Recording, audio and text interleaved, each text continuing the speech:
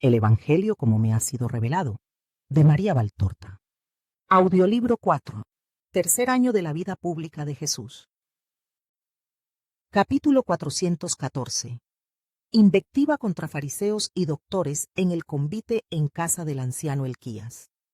10 de abril de 1946. Elquías ha invitado a Jesús a su casa, situada poco lejos del templo, aunque un poco avanzada hacia el barrio que está al pie de Tofet. Jesús entra en ella. Es una casa decorosa, un poco severa, de cumplidor estricto. Creo que hasta los clavos están puestos en número y posición tales que alguno de los 613 preceptos lo indique como bueno. No hay ni un motivo ornamental en las cortinas, ni un friso en las paredes, ni un pequeño objeto de adorno. Ninguna de esas mínimas cosas que hasta en las casas de José y Nicodemo y de los mismos fariseos de Cafarnaúm hay para embellecerlas. Gélida, de tan desnuda como está de todo lo que signifique ornamento. Adusta, con sus muebles obscuros y pesados escuadrados como sarcófagos, resuma por todas partes el espíritu de su amo. Es una casa que repele, que no acoge, sino que se clausura, como casa enemiga a quien en ella entra. Y Elquías lo señala con jactancia. ¿Ves, maestro, cómo soy cumplidor? Todo lo dice. Mira, cortinas sin motivos ornamentales, muebles sin objetos de adorno, nada de vasijas de formas esculpidas o lámparas que imiten flores. No falta nada, pero todo está regulado según el precepto. No te harás ninguna escultura ni representación de lo que hay arriba en el cielo, o abajo en la tierra, o en las aguas de debajo de la tierra, tanto en la casa como en mis indumentos, o los de mis familiares. Yo, por ejemplo, no apruebo en este discípulo tuyo, Judas Iscariote, estas labores en la túnica y en el manto. Me dirás, muchos las llevan. Dirás, es solo una greca. De acuerdo, pero con esos ángulos, con esas curvas, recuerda demasiado los signos de Egipto. ¡Qué horror! Cifras demoníacas, signos de nigromancia, siglas de Belcebú. Llevar estas cosas no te honra, Judas de Simón, ni a ti tampoco, maestro, el permitírselo. Judas responde con una risita sarcástica. Jesús responde humildemente. Más que las señales en los vestidos, vigilo que no haya señales de horror en los corazones. De todas formas, solicitaré, es más, ya desde este momento solicito de mi discípulo que lleve indumentos menos adornados, para no escandalizar a nadie. Judas tiene una buena reacción. Verdaderamente mi maestro me ha dicho varias veces que habría preferido más sencillez en mis indumentos. Pero yo he hecho mi voluntad porque me gusta vestirme así. Mal, muy mal. Que un Galileo enseñe a un judío está muy mal, y además a ti, que eras del templo. ¡Oh! Elquías muestra todo su escándalo, y sus amigos le apoyan.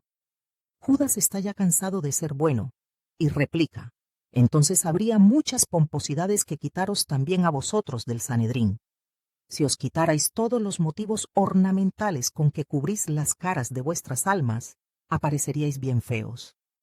Mide tus palabras. Son las palabras de uno que os conoce. Maestro, ¿le estás oyendo? Oigo, y digo que hace falta humildad por ambas partes, y en ambas verdad, y recíproca indulgencia. Solo Dios es perfecto.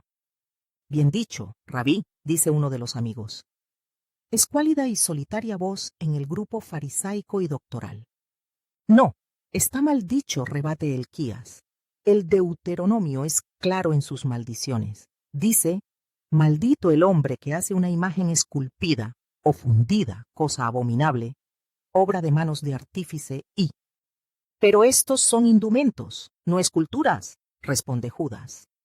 Silencio tú. Habla tu maestro, Elquías, sé justo y distingue. Maldito quien hace ídolos, pero no el que hace motivos ornamentales copiando la belleza que el Creador ha puesto en la creación. Cogemos las flores para adornar. Yo no cojo flores, ni quiero ver adornadas de flores las habitaciones. Ay de las mujeres de mi casa, si cometen este pecado, aunque sea en las habitaciones propias. solo debe ser admirado Dios. Es un pensamiento justo, solo Dios.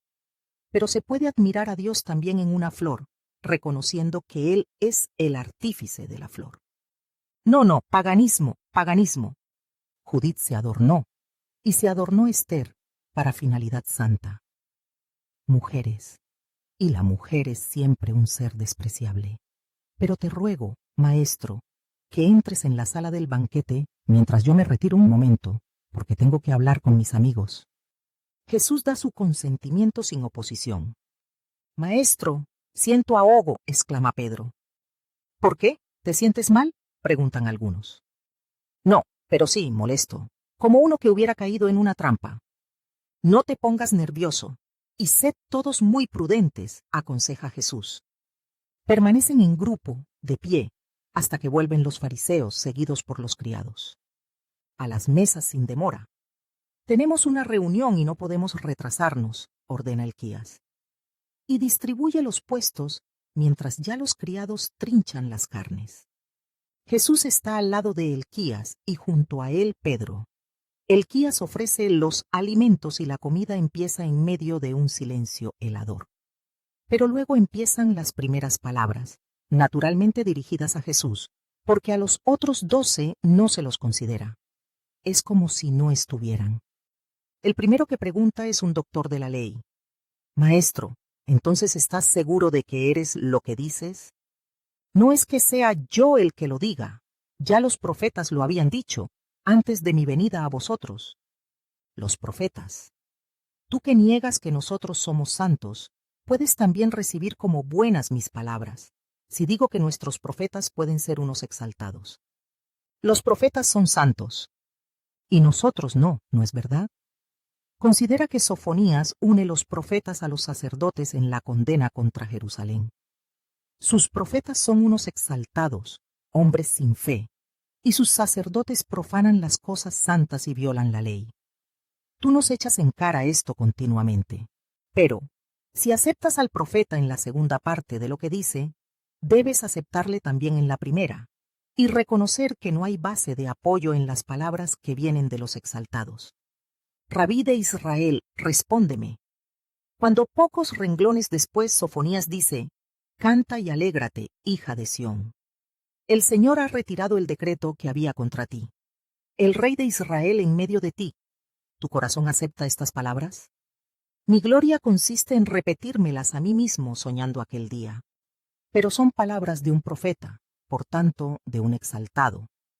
El doctor de la ley se queda desorientado un momento. Le ayuda un amigo. Ninguno puede poner en duda que Israel reinará. No solo uno, sino todos los profetas y los preprofetas, o sea, los patriarcas, han manifestado esta promesa de Dios. Y ninguno de los preprofetas ni de los profetas ha dejado de señalarme como lo que soy. Sí, bueno, pero no tenemos pruebas. Puedes ser tú también un exaltado. ¿Qué pruebas nos das de que eres el Mesías, el Hijo de Dios? Dame una seña para que pueda juzgar. No te digo mi muerte, descrita por David e Isaías, sino que te digo mi resurrección. ¿Tú? ¿Resucitar tú? ¿Y quién te va a hacer resucitar? Vosotros no, está claro. Ni el pontífice, ni el monarca, ni las castas, ni el pueblo. Resucitaré por mí mismo. No blasfemes, Galileo, ni mientas. Solo doy honor a Dios y digo la verdad. Y con Sofonías te digo, espérame en mi resurrección. Hasta ese momento podrás tener dudas, podréis tenerlas todos, podréis trabajar en instilarlas en el pueblo. Mas no podréis, ya cuando el eterno viviente, por sí mismo, después de haber redimido, resucite para no volver a morir, juez intocable, rey perfecto, que con su cetro y su justicia gobernará y juzgará hasta el final de los siglos, y seguirá reinando en los cielos para siempre. ¿Pero no sabes que estás hablando a doctores y ancianos?, dice Elquías. ¿Y qué, pues?, me preguntáis, yo respondo. Mostráis deseos de saber, yo os ilustro la verdad. No querrás hacerme venir a la mente, tú que por un motivo ornamental en un vestido has recordado la maldición del Deuteronomio, la otra maldición del mismo, maldito el que hiere a traición a su prójimo.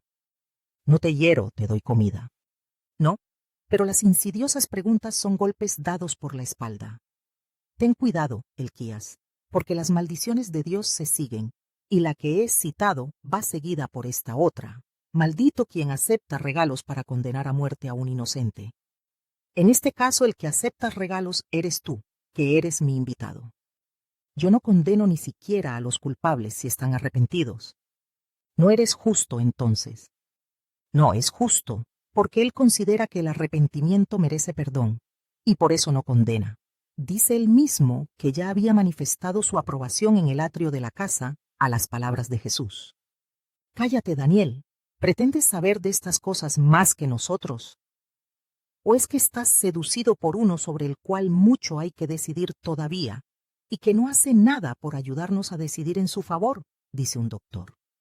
Sé que sois los que sabéis, y yo un simple judío, que ni siquiera sé por qué a menudo queréis que esté con vosotros. Pues porque eres de la familia, es fácil de entender. Quiero que los que entran en mi parentela sean santos y sabios. No puedo consentir ignorancias en la escritura, ni en la ley, ni en los halasiots, midrasiots y en la Haggada. Y no las soporto, hay que conocer todo, hay que observar todo. Y te agradezco tanta preocupación. Pero yo, simple labriego de tierras, que indignamente he pasado a ser pariente tuyo, me he preocupado solamente de conocer la Escritura y los profetas para consuelo de mi vida. Y con la sencillez de un iletrado, te confieso que reconozco en el Rabí el Mesías, precedido por su precursor, que nos lo ha señalado. Y Juan, no puedes negarlo, estaba penetrado del Espíritu de Dios. Un momento de silencio. No quieren negar que Juan el Bautista fuera infalible. Afirmarlo, tampoco. Entonces otro dice, bien, digamos que el precursor es precursor del ángel que Dios envía para preparar el camino del Cristo. Y admitamos que en el Galileo hay santidad suficiente para juzgar que Él es ese ángel. Después de Él vendrá el tiempo del Mesías. ¿No os parece a todos conciliador este pensamiento? ¿Lo aceptas, Elquías, y vosotros, amigos, y tú, Nazareno? No, no, no. Los tres noes son seguros. ¿Cómo? ¿Por qué no lo aprobáis? Elquías calla. Callan sus amigos. Solamente Jesús sincero responde. Porque no puedo aprobar un error. Yo soy más que un ángel. El ángel fue el Bautista, precursor del Cristo, y el Cristo soy yo. Un silencio glacial, largo. Elquías, apoyado el codo sobre el triclinio y la cara en la mano, piensa, adusto, cerrado como toda su casa. Jesús se vuelve y le mira. Luego dice, Elquías, Elquías, no confundas la ley y los profetas con las minucias. Veo que has leído mi pensamiento, pero no puedes negar que has pecado incumpliendo el precepto. Como tú has incumplido el deber hacia el invitado, además con astucia, por tanto, con más culpa. Lo has hecho con voluntad de hacerlo, me has distraído y me has mandado aquí, mientras tú con tus amigos te purificabas, y cuando has vuelto nos has pedido que no nos demorásemos, porque tenías una reunión, todo para poder decirme, has pecado. Podías recordarme mi deber de darte con qué purificarte. Te podría recordar muchas cosas, pero no serviría para nada más que para hacerte más intransigente y enemigo. No, dilas, dilas, queremos escucharte y acusarme ante los príncipes de los sacerdotes. Por este motivo te he recordado la última y la penúltima maldición, lo sé.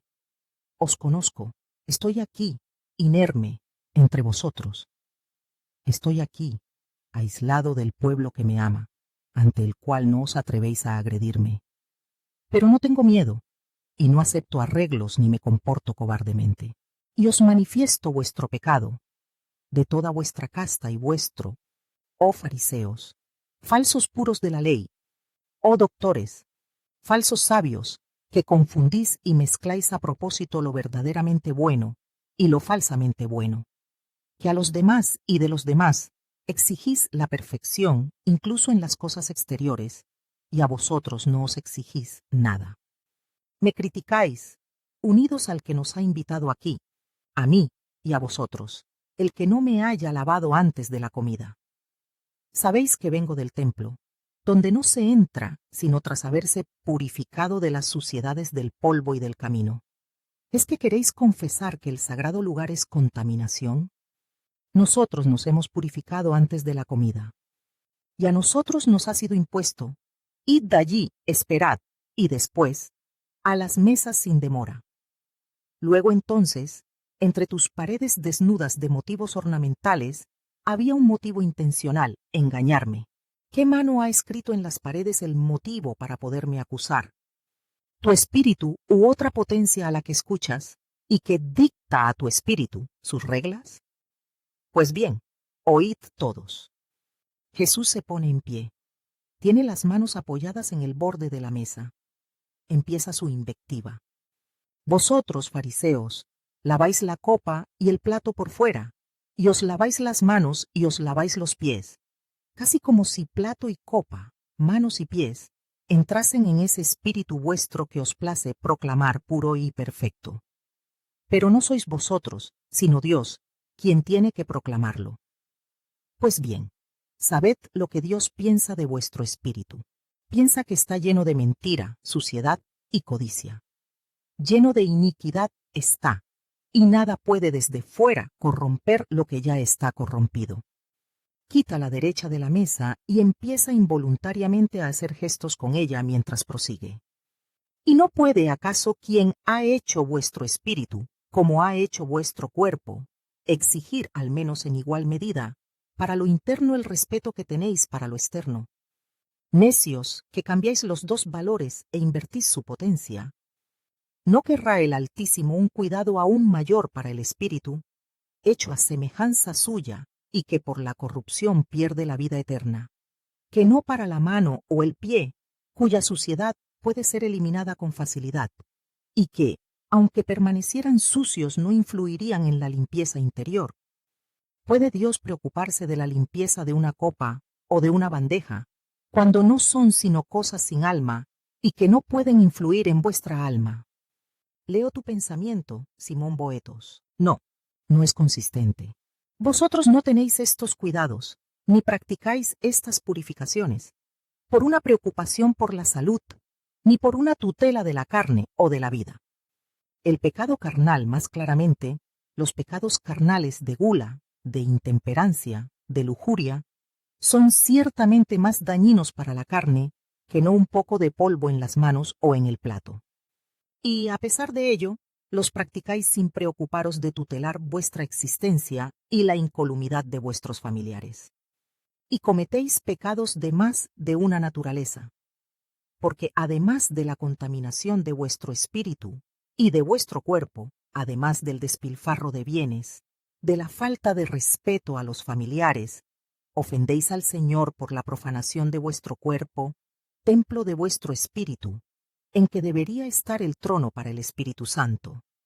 Y le ofendéis por el juicio que hacéis de que os debéis tutelar por vosotros mismos de las enfermedades que vienen de un poco de polvo, como si Dios no pudiera intervenir para protegeros de las enfermedades físicas si recurrierais a Él con espíritu puro.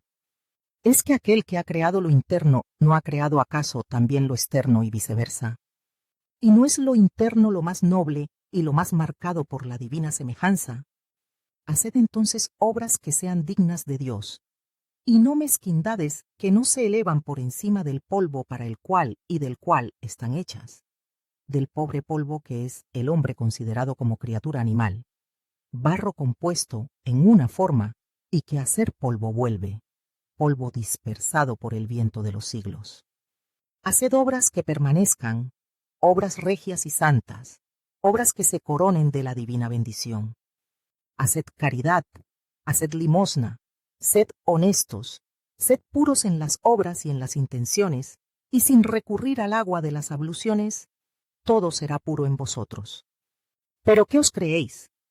¿Que estáis en regla porque pagáis los diezmos de las especias? No, hay de vosotros, fariseos, que pagáis los diezmos de la menta y de la ruda, de la mostaza y del comino, del hinojo y de todas las demás verduras, y luego descuidáis la justicia y el amor a Dios. Pagar los diezmos es un deber y hay que cumplirlo. Pero hay otros deberes más altos que también hay que cumplir. Hay de quien cumple las cosas exteriores y descuida las interiores basadas en el amor a Dios y al prójimo.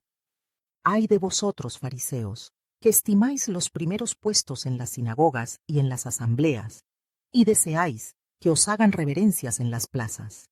Y no pensáis en hacer obras que os den un puesto en el cielo y os merezcan la reverencia de los ángeles. Sois semejantes a sepulcros escondidos, inadvertidos para el que pasa junto a ellos sin repulsa. Sentiría repulsa si pudiera ver lo que encierran. Pero Dios ve las más recónditas cosas y no se equivoca cuando os juzga. Le interrumpe, poniéndose también de pie en oposición, un doctor de la ley. Maestro, hablando así nos ofendes también a nosotros, y no te conviene, porque nosotros debemos juzgarte. No, no vosotros. Vosotros no podéis juzgarme. Vosotros sois los juzgados, no los jueces, y quien os juzga es Dios. Vosotros podéis hablar, emitir sonidos con vuestros labios. Pero ni la más potente de las voces llega a los cielos, ni recorre toda la tierra. Después de un poco de espacio es silencio. Después de un poco de tiempo es olvido. Pero el juicio de Dios es voz que permanece y no está sujeto a olvidos. Siglos y siglos han pasado desde que Dios juzgó a Lucifer y juzgó a Adán. Y la voz de ese juicio no se apaga, las consecuencias de ese juicio permanecen. Y si ahora he venido para traer de nuevo la gracia a los hombres, mediante el sacrificio perfecto, el juicio sobre la acción de Adán permanece igual, y siempre será llamado pecado original. Los hombres serán redimidos, lavados con una purificación que supera todas las demás, mas nacerán con esa marca, porque Dios ha juzgado que esa marca debe estar en todos los nacidos de mujer, menos para aquel que, no por obra de hombre, sino por Espíritu Santo, fue hecho, y para la preservada y el presantificado. Vírgenes eternamente. La primera, para poder ser la Virgen de Ípara. El segundo, para poder preceder al inocente, naciendo ya limpio por un disfrute anticipado de los méritos infinitos del Salvador Redentor. Y yo os digo que Dios os juzga, y os juzga diciendo: ay de vosotros, doctores de la ley, porque cargáis a la gente con pesos insoportables, transformando en castigo el paterno decálogo del Altísimo para su pueblo. Lo había dado con amor y por amor, para que una justa guía sostuviera al hombre, a ese eterno e imprudente e ignorante niño. Y vosotros habéis cambiado la amorosa pollera con que Dios había abrazado a sus criaturas para que pudieran andar por el camino suyo y llegar a su corazón. La habéis cambiado por montañas de puntiagudas piedras, pesadas, angustiosas, un laberinto de prescripciones, una pesadilla de escrúpulos, a causa de lo cual el hombre se abate, se pierde, se detiene, teme a Dios como a un enemigo. Obstaculizáis la marcha de los corazones hacia Dios. Separáis al Padre de los hijos. Negáis con vuestras imposiciones esta dulce, bendita, verdadera paternidad. Pero vosotros no tocáis ni con un dedo esos pesos que cargáis a los demás. Os creéis justificados solo por haberlos dado. Necios, ¿no sabéis que seréis juzgados precisamente por lo que habéis considerado necesario para salvarse? ¿No sabéis que Dios os va a decir: juzgabais como sagrada, justa, vuestra palabra? Pues bien, también yo la juzgo así, y os juzgo con vuestra palabra, porque se la habéis impuesto a todos y habéis juzgado a los hermanos conforme a cómo la acogieron y practicaron. Quedad condenados, porque no habéis hecho lo que habéis dicho que había que hacer. Ay de vosotros, que erigís sepulcros a los profetas asesinados por vuestros padres. ¿Es que creéis disminuir con ello la dimensión de la culpa de vuestros padres? ¿Cancelarla ante los ojos de la posteridad? No, al contrario, dais testimonio de estas obras de vuestros padres.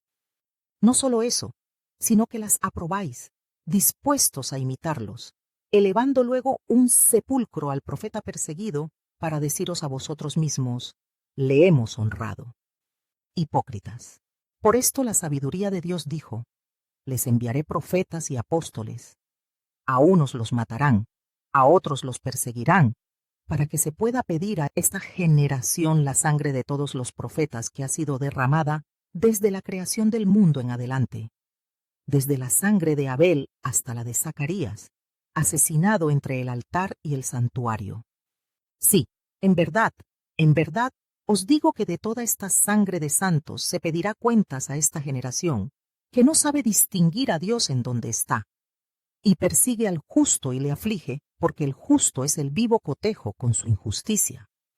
Ay de vosotros, doctores de la ley, que habéis arrebatado la llave de la ciencia y habéis cerrado su templo para no entrar, y así no ser juzgados por ella, y tampoco habéis permitido que otros entraran. Porque sabéis que, si el pueblo fuera instruido por la verdadera ciencia, o sea, la sabiduría santa, podría juzgaros. De forma que preferís que sea ignorante para que no os juzgue. Y me odiáis, porque soy la palabra de la sabiduría, y quisierais encerrarme prematuramente en una cárcel, en un sepulcro, para que ya no siguiera hablando. Pero hablaré hasta que plazca a mi Padre que lo haga. Y después hablarán mis obras, más aún que mis palabras, y hablarán mis méritos, más aún que mis obras. Y el mundo será instruido, y sabrá, y os juzgará. Este es el primer juicio contra vosotros. Luego vendrá el segundo, el juicio particular para cada uno de vosotros que muera. En fin, el último, el universal. Y recordaréis este día y estos días, y vosotros, solo vosotros, conoceréis a ese Dios terrible que os habéis esforzado en agitar, como una visión de pesadilla, ante los espíritus de los sencillos, mientras que vosotros, dentro de vuestro sepulcro, os habéis mofado de él, y no habéis obedecido ni respetado los mandamientos, desde el primero y principal, el del amor, hasta el último, que fue dado en el Sinaí. Es inútil, Elquías, que no tengas figuras en tu casa. Es inútil, todos vosotros, que no tengáis objetos esculpidos en vuestras casas. Dentro de vuestro corazón tenéis el ídolo, los ídolos, el de creeros dioses, los de vuestras concupiscencias. Venid vosotros, vamos. Y, haciéndose preceder por los 12, sale el último. Un silencio. Luego, los que se han quedado en la casa rompen en un clamor diciendo todos juntos: hay que perseguirle, pillarle en un renuncio, encontrar motivos de imputación, hay que matarle. Otro silencio. Y luego, mientras 2 de ellos se marchan con la náusea del odio o de los propósitos farisaicos, son el pariente de Elquías y el otro que 2 veces ha defendido al maestro, los que se quedan se preguntan: ¿y cómo? Otro silencio. Luego, con una carcajada ronca, Elquías dice: hay que trabajar a Judas de Simón. Sí, claro, buena idea, pero le has ofendido. Me encargo yo, dice el que ha sido llamado Simón Boetos por Jesús. Yo y Eleazar de Anás le embaucaremos. Unas pocas promesas, un poco de miedo, mucho dinero. No, mucho no. Promesas, promesas de mucho dinero. Y luego. ¿Cómo? Y luego. Sí, luego. Terminada la cosa, ¿qué le vamos a dar? Pues nada, la muerte. Así no hablará nunca, dice lenta y cruelmente Elquías. O la muerte. ¿Te aterroriza? Venga, hombre. Si matamos al Nazareno, ¿qué? Es un justo. Podremos matar también al Iscariote, que es un pecador. Hay vacilaciones. Pero Elquías, poniéndose de pie, dice: se lo diremos también a Anás, y veréis cómo. Juzgará buena la idea. Y vendréis también vosotros, claro que vendréis. Salen todos detrás del amo de la casa, que se marcha diciendo: vendréis, claro que vendréis.